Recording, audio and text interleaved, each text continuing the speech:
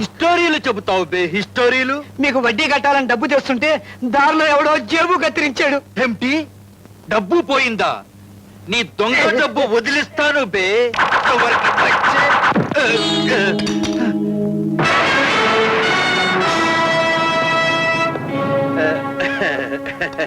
దండాలు బాబు.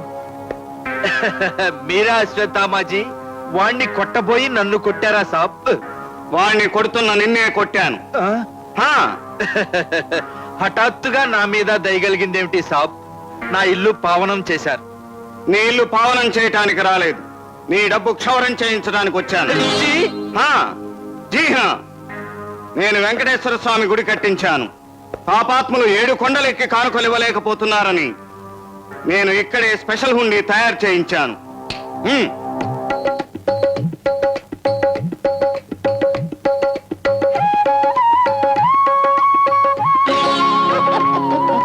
ఏమిటి సాబ్ ఇది?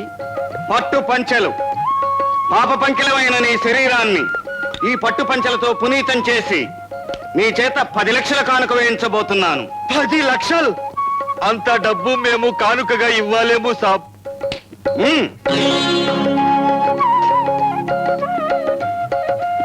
రామ్ మరగయా మరగయా. రామ్, ఏమిటిది? మొదటి గుండుకు నీ ఇనపెట్టె తలుపు తెరుచుకుంది, ఇప్పుడు 2వ గుండుకు నీ గుండె తలుపు తెరుచుకుంటుంది. కొట్టి మరి దానం చేయించటం మేము ఎక్కడ చూడలేదు సాబ్. ఇప్పుడు చూస్తున్నావుగా, ఇది అశ్వత్థామ స్టైల్. నిన్ను ఇలాగే తీసుకెళ్లి హుండీలో డబ్బులు వేయిస్తే దౌర్జన్యం అనుకుంటారు. అంచేత భక్తుడిలా నువ్వు నా వెంట రావాలి. పట్టు పంచ కట్టండి.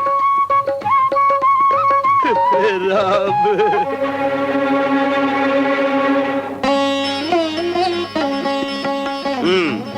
ఎలా ఉన్నాడు రా పంచలో?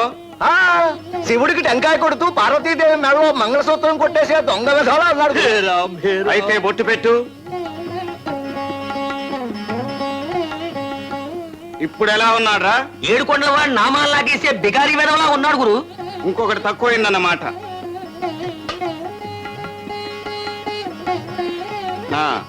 ఇప్పుడు ఎలా ఉన్నాడ్రా?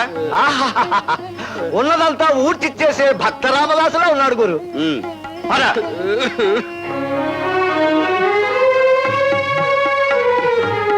కుండీలో వేయి.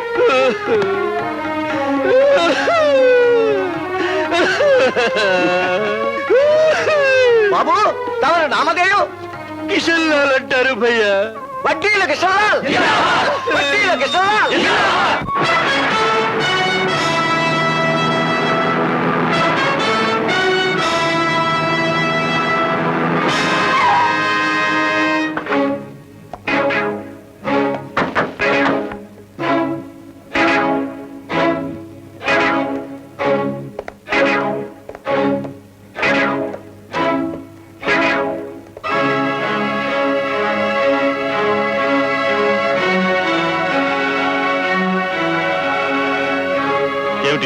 కనిపిస్తుందిగా, లగ్న పత్రిక రాసుకోవడానికి వచ్చారు.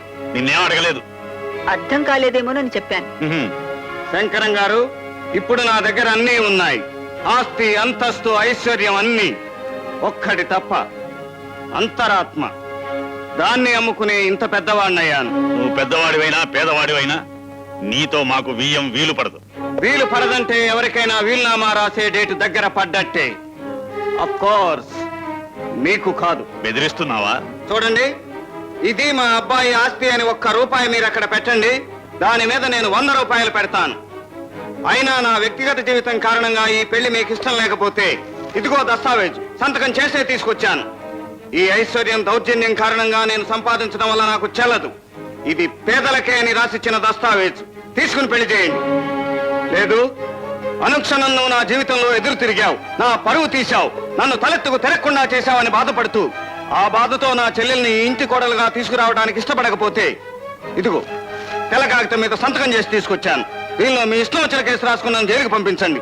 వీటిలో ఏ మార్గానికైనా నేను రెడీ. కానీ మీరు మాత్రం నా చెల్లెల్ని ఈ ఇంటి కోడలుగా తెచ్చుకుని తీరాలి. నాకు మీ సమాధానం కావాలి. సమాధానం నే చెప్తాను. వినయము మంచితనవే కట్నంగా నీ చెల్లెల్ని మా ఇంటి కోడలుగా తెచ్చుకుంటాను. నువ్వు అక్రమంగా సంపాదించిన ఆస్తిని పేదలకు పంచివ్వాలి. ఇదిగో దస్తావేజ్. ఆగండి. ఈ పెళ్లి జరగటానికి వీల్లేదు. ఎందుకు వీల్లేదు? నేను బియ్యం పొందే ఇంటితో నువ్వు బియ్యం పొందటానికి వీల్లేదు. నేను బియ్యం పొందాక ఇక నీతో కయ్యమే. నువ్వెక్కడ బియ్యం పొందుతావు? పొరపాటు. ఈ ట్రిపుల్ ఎస్ కి ఎప్పుడు ఎస్సే. వీరు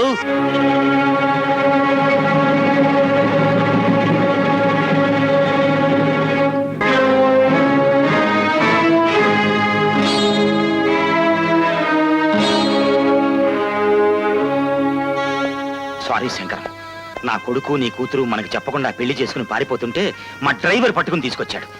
ఇది పద్ధతి కాదు బాబు అని వాళ్ళకి నచ్చ చెప్పి ఇక్కడికి తీసుకొచ్చాను. ఇట్స్ ఆల్ రైట్, జరిగిందేదో జరిగిపోయింది. నాకు బద్ధ శత్రువైన అశ్వత్థామ చెల్లెలు కోడలుగా నీ ఇంట్లో అడుగు పెడితే నా కొడుకు అల్లుడుగా నీ ఇంట్లో అడుగు పెట్టాడు. మన స్నేహం చెడిపోయినా సరే వాడు వేసిన మూడు ముళ్ళు తెంచేసి ఇంటికి తీసుకుపోతాను.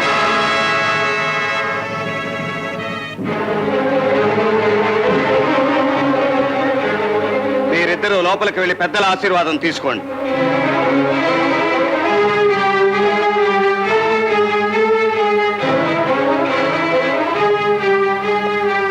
ఇప్పుడు నీ కొడుకు ఈ ఇంటి అల్లుడు అయ్యాడు కదా, ఇక నా చెల్లెలి ఇంటి కోడలు అవ్వకపోతే అశ్వత్థామ హత కుంజరహ అని ధర్మరాజు అబద్ధం చెప్పిన హతం కాని ఈ అశ్వత్థామ కుంజరంలా పోరాడి పేదవాళ్ల చరిత్రను కొత్త సిరాతో రాయిస్తాడు. This is my